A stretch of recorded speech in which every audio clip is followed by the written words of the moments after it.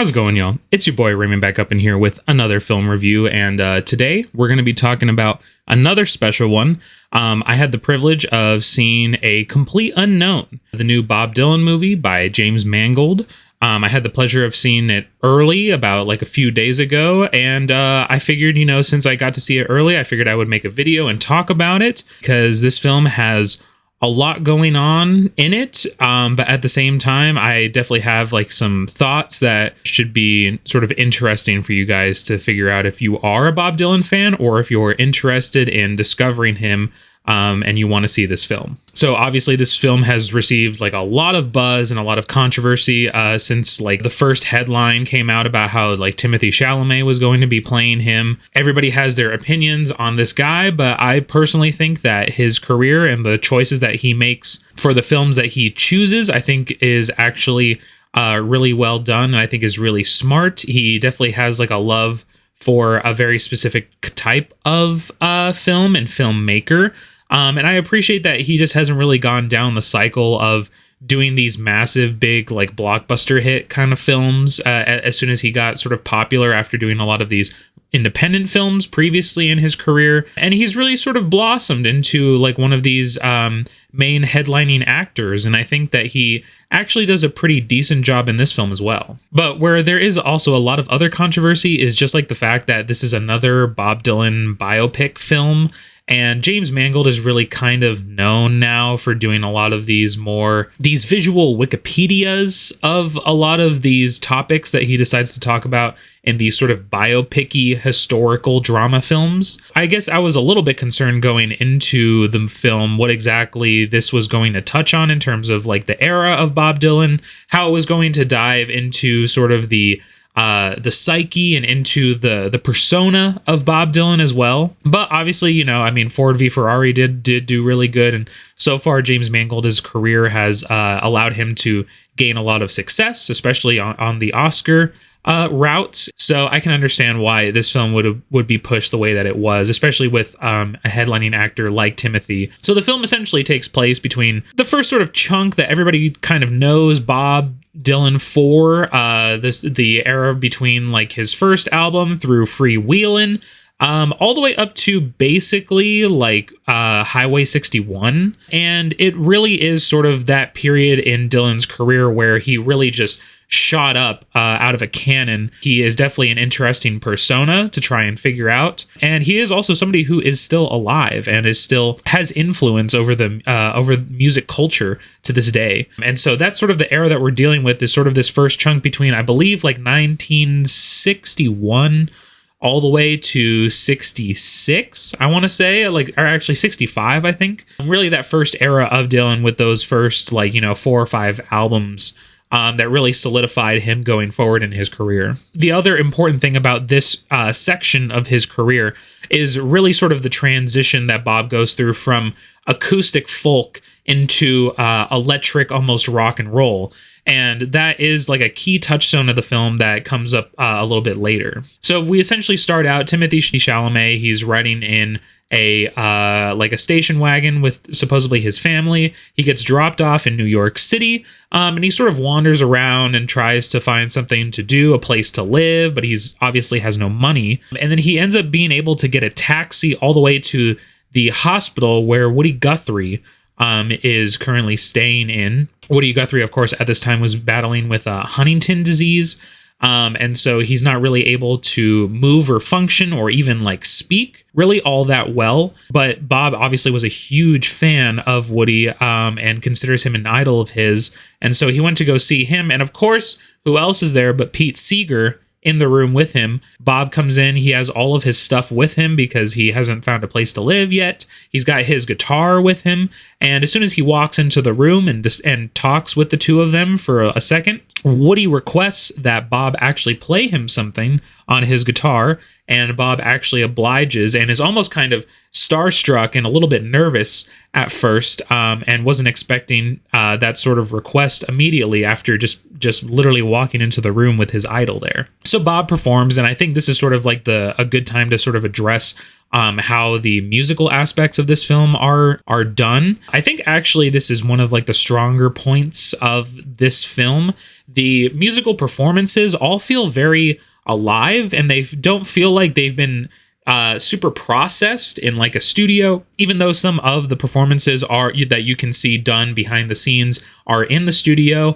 The performances feel very natural, especially in the live settings. They actually feel and sound as if they were recorded on set, which I believe, according to some of the research that I did, I do believe Timothy actually learned, I think, like 20 songs, 20 Bob Dylan songs. And so he performed them and he learned how to sing them.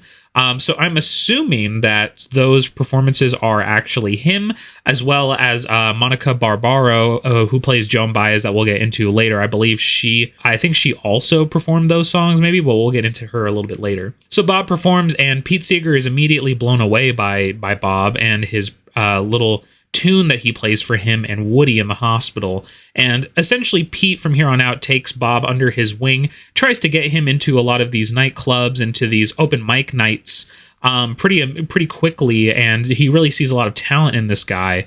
And so this is where we're sort of leading up to the open mic night that Bob has. There's a lot of critics there who are waiting to see and try and figure out who's going to be this next big folk artist, as well as Joan Baez. Joan Baez, if you didn't know, she was a really amazing folk singer, female folk singer back in the 60s. At this point, I believe in her career, she was really sort of becoming like a staple of the folk genre at this time. And, obviously you can see her and her manager, who would eventually become Bob's manager in the film, at this open mic night. And she goes on, and you can feel like the air really just escape the room. And there's this beautiful sort of blossom and performance from her in the film for one of her songs. And it's just really incredible. Obviously, Bob and Pete and everybody are there. And Bob sees her and listens to her perform for the first time, and Bob is just immediately blown away, and he really just sort of falls in love with her at first sight. They meet and sort of shake hands, and then it's Bob's turn to do the open mic night, and this clip is like literally in the trailer where he calls her pretty, and she sings pretty, and that little corny little thing that actually happens in the film as soon as he takes the stage and hops on the mic. And then Bob plays like a little song. And as Bob's performance goes on during the open mic night, sort of like the air gets taken out of the room again, but it's a little bit different. Joan, as she's about to walk out of the bar, actually stays as soon as he starts performing. She feels the energy, and she hears like the power in his voice and in his song, and stays and just sort of admires him from afar in the bar. Obviously, it has like the critics sort of going like, oh my God, whoa, like who's this guy? And then even Joan's manager is sort of taking interest into the guy. There's like a little clip where he goes up to like a label exec, and he's just like, oh, hey, that guy, like I'm his manager, which he eventually does become. So all of that goes really well. And there's like almost kind of this bond in a sense that is formed between Pete, and now everybody is sort of interested in this guy that just sort of came out of nowhere all of a sudden and can write these songs.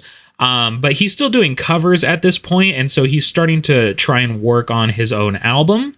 And so this is really where things sort of start to get off the ground. And so, Bob gets a lot of these local gigs going because of the news that he really sparked at the open mic night. And he plays at this church where he garners the attention of Sylvie Russo, who is played by Ella Fanning. Sylvie is, of course, based on Bob's famous muse from this time, Susie Rotolo. He really sort of finds like an attraction to her immediately as she's sitting there in the church where he's performing, goes over to her, starts chit-chatting with her. They go and get some food. They go on a date, and they immediately sort of have like this bit of a connection. This sort of starts to pave the way for the theme of this film, which is really just this guy who escaped from his family and went here with nothing and with no one, is really just sort of trying to find a place to fit in. And he's really just sort of trying to find his circle, find somebody who he can be with, who can make him feel like he's truly, comfortable. And that's really sort of like the struggle of this film and of this character. is really just that he is just trying to find a place to belong. So they begin to date, and Bob's career slowly starts to take off from here. He's trying to find some different ways to really forward his career, but he's still doing a lot of covers while he's writing a lot of these songs that are very personal to him that he wants to put to tape. But as Bob continues to play gigs, he also encounters Joan playing a lot of the gigs around New York at this time. And there's sort of like even a little bit of a spark there too. And this all sort of comes to a head when Joan walks into a nightclub where she sees Bob playing a gig. And Joan is essentially just kind of like blown away in this moment, and she has like another love at first sight moment, like Bob did with her, and they kiss and they essentially sleep together that night. And this sort of sparks this parallel two-way relationship between Bob and Joan and Bob and Sylvie as they sort of go along throughout the rest of the film. And the morning after they sleep together, you know, they sort of have like this conversation where Bob essentially gets up immediately and starts writing and starts fiddling on the guitar while she's trying to make breakfast. And they have like this sort of back and forth, and they're sort of trying to feel each other out of who each other really are. Joan's trying to sort of figure him out, but Bob isn't exactly like the greatest communicator sometimes, which is funny when you consider the songs that he writes. From this point on, where Bob is constantly trying to hide his sort of relationship with Joan from Sylvie, even though him and Sylvie are essentially like living together for this portion. But she is currently like away in Europe, and Bob essentially has this fling, I guess you could say, with Joan, and it runs a little bit deeper for her than I think it does for him. So we eventually get to a point where, you know, Bob has released his first album. He's really starting to garner a lot of buzz, and their label executive, who is now Bob's manager, decides that they should both go on tour together, Bob and Joan. That sort of essentially leads to this other, you know, next step in the whole film where they go on tour together. And obviously that leads to them, you know, being able to sleep together and just hang out and whatnot. Sort of leaving Sylvie off to the side a bit. She still sort of like loves him, and she still is basically there, like waiting for him whenever he's there and comes back to her. And then this all leads to about like a halfway point in the film where we get like this time jump all the way to around the point when Bringing It All Back Home comes out. And it's at this point in the film where Bob has really sort of transitioned into a little bit more of like this persona. He's been able to sort of find his footing, and he's been able to sort of build this character around himself, I guess you could say. Obviously, like, Bob isn't actually his name. His real name is Robert Zimmerman. To see Bob essentially put on this persona as Bob Dylan, he's really sort of grown into that, and now, you know, he's going places around New York. He's got like these suits, and he's wearing like sunglasses in like the middle of the night, and like riding his nice motorcycle around town. And there's this party that he goes to where he runs into a guy. It's like this label exec, these higher ups from Columbia Records, and so he goes there, but he immediately tries to escape after Pete Seeger is there, and he tries to force Bob to play like some tunes with him essentially at the party. Do you really get the sense that the record label is essentially sort of using him as sort of like this prodigy, this you know, sort of mantelpiece, almost like the artist or the person themselves isn't necessarily there. It's just about the actual work and not actually about the person, which Bob feels very uncomfortable with. And so in the elevator down from this party, he essentially runs into this guy, and the guy has this back and forth with Bob, and he says that he's going to go play a show at this one nightclub, and Bob goes there and sees this band playing with some electric guitars and like a drummer. And so Bob sees this, he feels the energy in the room, and this is sort of something that like sparks an interest in him, and this is essentially when he decides that he really wants to actually go electric at this point. And so from then on, he essentially recruits the band to go jam with him in the studio so that they can work on his next album. And so this sort of sparks some controversy between some people, especially Pete Seeger and especially his manager, who are going like, you want to play electric, Bob? Like, you're a folk artist, you write folk songs, you make folk music, and you want to go electric? Like, that's not, everybody's essentially telling him to stay in his lane, and Bob, of course, does not want to do that. And so he continues to go on tour, but he's growing increasingly unhappy, and his relationship with Joan is really wavering by this point. And there's a couple points during some shows of theirs where he refuses to sing the songs that they're performing together, just because he's really sick of them, and he wants to evolve as an artist, and he's really just sick and tired of playing the same schlock that he's been playing for the first few years of his career on tour. And so Joan essentially tries to cover for him, but Joan is like, "You're such an asshole, why don't you just accept who you are, why don't you just do this for me," kind of thing. But Bob just really wants to stick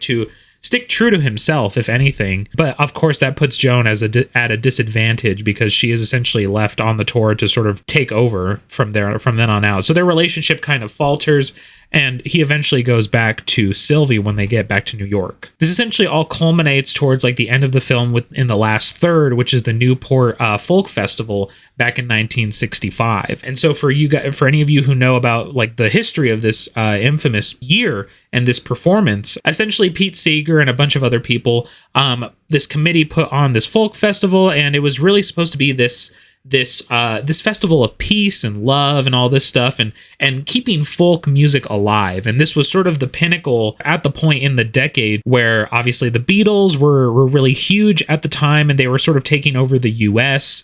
And electric guitars and rock and roll and blues and stuff were really sort of, taking over the charts. And these people really saw folk music as sort of keeping everything down to earth, and keeping everything about, peace and love, and writing these songs that felt more attached and felt more personal, and not so much about this idea of rebellion. They essentially looked to Bob to save folk music in a sense.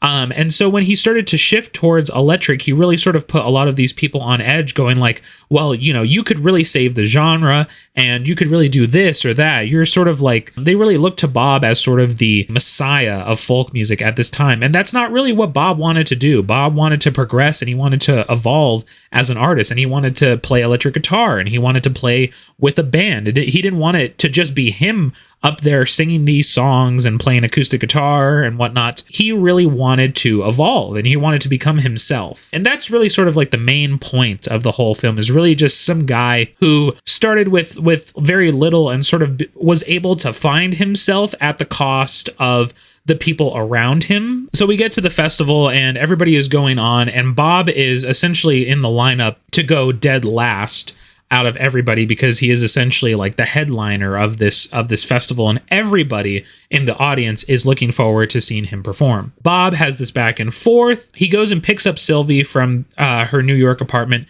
takes her all the way to the festival, and he wants her to stay there. But after he performs with Joan the previous night, she essentially just sees this spark between him and Joan on stage when they're performing, that she decides to leave, because she just doesn't want to be the third wheel anymore, and she just can't really do it, and she sees them as being better together than she does the two of them. She leaves, she runs for the ferry back to New York.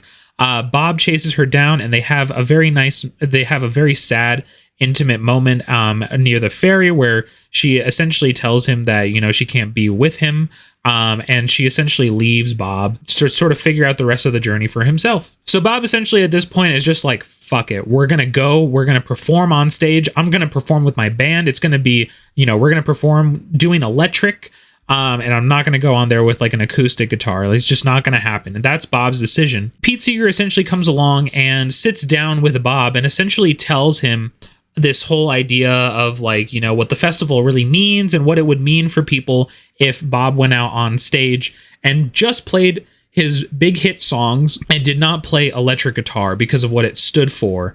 And Bob essentially is I understand, but he has to stay true to himself, and that's really sort of the point. And so he refuses to go on stage and play his big hit numbers with just him and his little electric guitar, and he wants to go on stage with his band, and he wants to play electric. And Johnny Cash is also there, and Johnny Cash actually has kind of I guess you could say a weird mentorship kind of role in this film to Bob. Johnny, of course, at this time was very heavily an alcoholic and was just not in a great shape, but he did influence Bob to sort of follow his dreams and to sort of do what Bob felt was right. And so they have a conversation just before Bob is about to go perform that day. Essentially, Johnny says, like, you know, I want to hear like the new songs. I want to hear what it's going to sound like. Go out and play electric. Do what you want, kid. Which was honestly kind of inspiring. And so Bob is just like, yeah, that's what I'm going to do. So we finally get to the performance, and Bob goes on stage. He's got an electric guitar. Everybody's got electric instruments, electric bass, other guitars, and even a drummer. And so they get on stage and they start playing some songs from Bringing It On Back Home and some new songs that are going to be on Highway 61.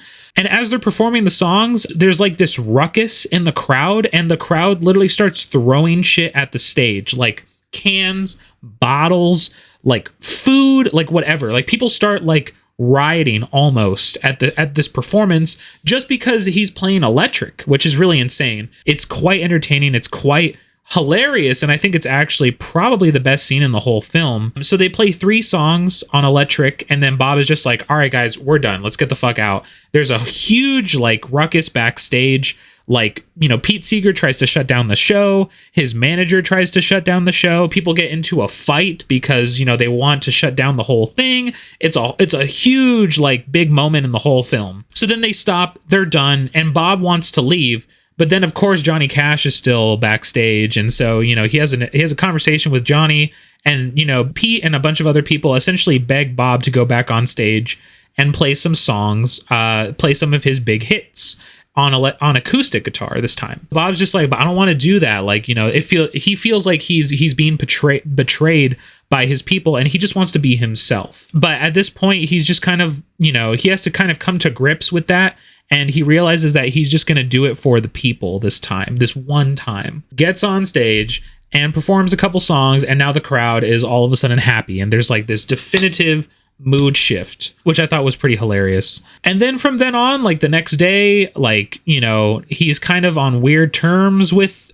everybody there. The film just essentially ends with him hopping on his motorcycle and just driving off into the distance. The film ends like right up to the point where just before he gets into his big motorcycle accident. So what do I think about the film? Well, I guess I would say like I do have some issues with it, but I was honestly rather surprised at some of the things that I did like. I know some people have some issues with him, but I personally actually like Timothée Chalamet as Bob Dylan. I think he did a decent enough job. I think Monica Barbaro as Joan Baez did a fantastic job playing her. And if she was actually, you know, singing the songs with Bob on stage and in the film, I think she did a fantastic job. I think Ella Fanning as Sylvie actually is also really good, and she really is sort of like the heart and kind of the soul a little bit of this film, and she really holds it down and still is there for Bob even after he essentially treats her like shit and just sort of throws their relationship to the wayside at some point. And then I think Edward Norton as Pete Seeger is also really good. I feel like that's kind of like an easy role to sort of step into, I guess you could say, for him. I said this at the start of the video where James Mangold really sort of makes like these visual Wikipedia kind of films. I was really trying to see like how exactly he was going to examine the persona and the character of Bob Dylan, and you don't really quite get that in this film. A lot of it just feels like a visual representation and a regurgitation of stuff that a lot of people already know and stuff that, you know, has been documented before. Like a lot of this stuff you could kind of go watch like a documentary or go watch a lot of the some clips of this stuff on YouTube, which is all nice and dandy. But, you know, it really sort of paints itself as this thing that is, you know, like the story of Bob Dylan, even though it is only like at this period in his life. And it stops at arguably one of the most pivotal points in his entire career, which is the motorcycle accident, which really changed a lot for Bob after that point. I feel like a lot of it is just really more of like a highlight reel of his career. And it just really kind of feels like that's all it's trying to dig for. There are some interesting character moments, yes, but nothing that hasn't really been addressed before. And obviously there's been multiple films about Bob Dylan. Just to me, it felt like there was just Like there just like wasn't enough really. But at the same time, I think I actually did enjoy it just for the fact that you actually got to see kind of like a genuine representation of this story. There's a million different things that you could read about Bob Dylan, and there's a million different interpretations. People love him, people hate him, people could care less about him also. And I think to see a modern film like this, seeing him as like this kind of character, I think is kind of interesting. For me personally, it feels like it just doesn't dig hard enough to justify all of like the effort and to justify this film like really being shown, other than the fact that like the performances are good. I think the script is decent. It's fine. I think it's passable for what it's trying to do. I think the performances in terms of the singing and the musical performances are rather well done, actually. But honestly, that's kind of it. It really just felt like you were watching just like a highlight reel of the guy. And, I guess that's fine if you want to do like a documentary or something like that. But when it's this kind of film, it just felt like it was just fine. I would recommend the film if, you don't know anything about Bob Dylan really, or you're just kind of like a casual fan and you want to know more. I would say this is a good start, but you're not really going to really dive into the psyche of the character here. I think for this film, I'm going to give it a 5 out of 10. I know that seems like kind of harsh, but I don't think it's like really bad or anything, but I also don't think it's like very good. I just feel like, I don't know like what I was expecting, but I was sort of just left like, yo, yeah, okay, it's fun to, it's definitely like enjoyable. It's definitely fun to watch just for the fact that you get to see sort of like these recreations of a lot of these points from history, like the Newport Folk Festival, and like a lot of the live performances, and seeing actors and seeing people recreate these songs. And so, yeah, I guess for that alone, like it would be kind of worth it to go check it out. But other than that, I mean, that's, there's not really much else that you're really going to dive into here. And that's, and you know what, that's fine. That's okay. And that was kind of what I was expecting going into it. Thank you guys so much for watching. I know this is also rather early for this review. I know for like the first time I'm usually kind of late on these things, but I did get the pleasure of watching this early before Christmas. So I figured I'd get this video out for you guys before Christmas happens so that you guys can check it out beforehand and I can get my thoughts out. Because I'm going to be busy the next week or two here. Be sure to like and subscribe and comment down below how you feel about the film, how you feel about Bob Dylan. I'm a huge Bob Dylan fan, and I just really got into him over like the past few years and really just became like a really big fan of his. And I'm wanting to dive in even more now. I've watched multiple interviews. I've seen a couple of the documentaries. Be sure to comment down below. Give me your guys' thoughts on the whole thing. Whether you liked it, whether you hated it, or whether you're just kind of lukewarm about it like I am. Stay tuned. Hit the notification bell as well, because I've still got a bunch of videos to come out. I've got the top 10 albums of the year to come out, and I've got the top 10 films of the year coming out as well that I'm going to be working on. Obviously, still got to see Nosferatu and Baby Girl and a couple other things throughout the week before I really make that top 10 list. Thank you guys so much for watching, and I will see you guys in the next video.